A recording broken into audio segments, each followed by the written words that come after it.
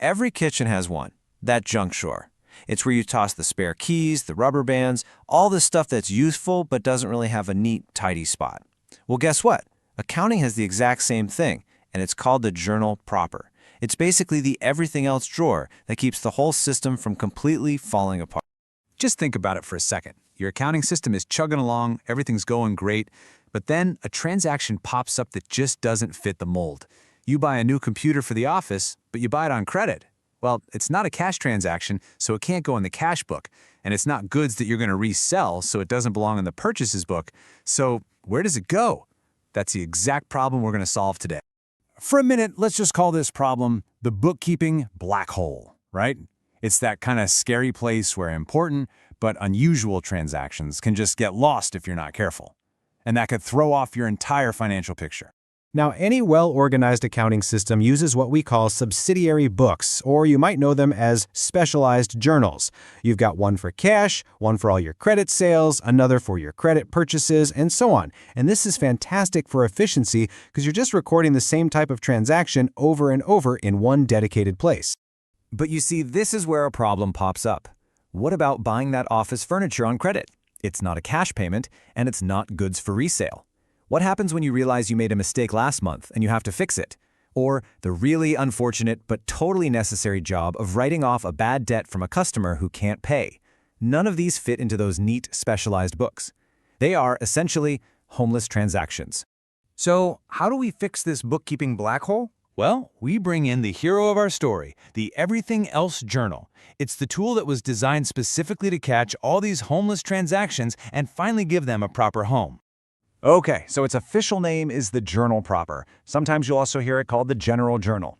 And its definition is actually beautifully simple. It's the book you use for every single transaction that cannot be recorded in any other subsidiary book. That's it. It's the official catch-all.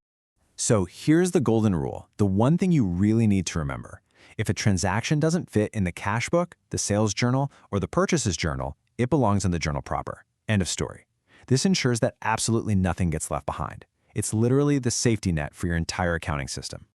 All right, so we know what it is and why it exists. Now, let's get our hands dirty.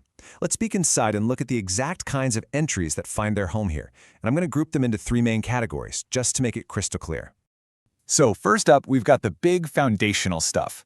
This includes all the entries you make when you're first setting up a new set of books or when you make a really significant purchase, like a long-term asset. Here's a classic example. You buy some machinery on credit for $50,000. So we debit the machinery account, which is just a fancy way of saying we're increasing our assets, and we credit the supplier, Equipment Limited, to show that we now have a liability, an obligation to pay them. But why here? Why not the purchases journal?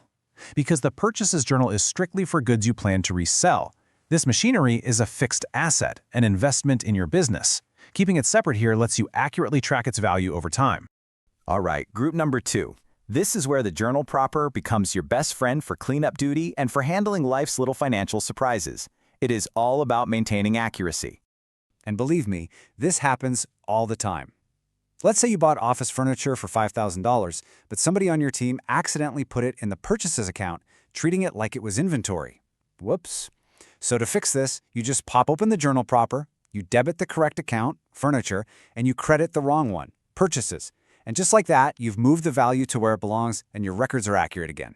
And, it also handles the not-so-great stuff that happens in business. Say a customer, Rom, owed you $3,000, but he's gone bankrupt. You're just not getting that money back. You have to remove it from your books. So you debit a bad debts expense account and you credit Rom's account to bring his balance down to zero. It's a bummer of an entry for sure, but it's vital for making your books reflect financial reality. And finally, at the end of an accounting period, whether it's a month, a quarter, or a year, the journal proper becomes an absolute superstar. This is where you make adjustments that reflect economic reality, not just when cash moves around. So let's just throw a number out there. 10,000. What is this? Well, let's say this is the annual loss in value, what we call depreciation, on that piece of machinery we bought earlier. Now, this isn't a cash transaction, right? No money actually left your bank account. So how in the world do you record it? You guessed it, in the journal proper. You make an entry to debit the depreciation expense account and credit the machinery asset account. See, this doesn't involve any cash, but it correctly shows that your machine is now worth $10,000 less than it was, and that is absolutely vital for an accurate balance sheet. Okay, so we've seen what goes in there. The big buys, the oopsie fixes, the non-cash stuff. Now let's zoom out and see how this one journal is really the essential glue that holds the entire accounting system together. Just look at this flow. Every single transaction has to start here, in a book of original entry. And look, the journal proper is right there at step 1, sitting alongside all those specialized books. From there, all that info gets posted to the individual ledger accounts, and only then can you prepare your final accounts. Without the journal proper, you'd have a gaping hole in your financial story right from page 1. All right, let's nail this down. Key takeaways. First, the journal proper is your ultimate catch-all for anything that doesn't fit neatly somewhere else. Second, you absolutely need it for making corrections and adjustments like depreciation. Third, it's how you handle buying big-ticket fixed assets on credit. And finally, it's the piece that completes the whole double-entry system, making sure every single transaction has a proper home. And that brings us full circle, right back to that junk drawer in your kitchen. The journal proper isn't just some messy drawer. It's a record of the unique, the corrective, and the complex events that really define a business. So, the question I want to leave you with is this: what important financial stories are hiding in your business's junk drawer?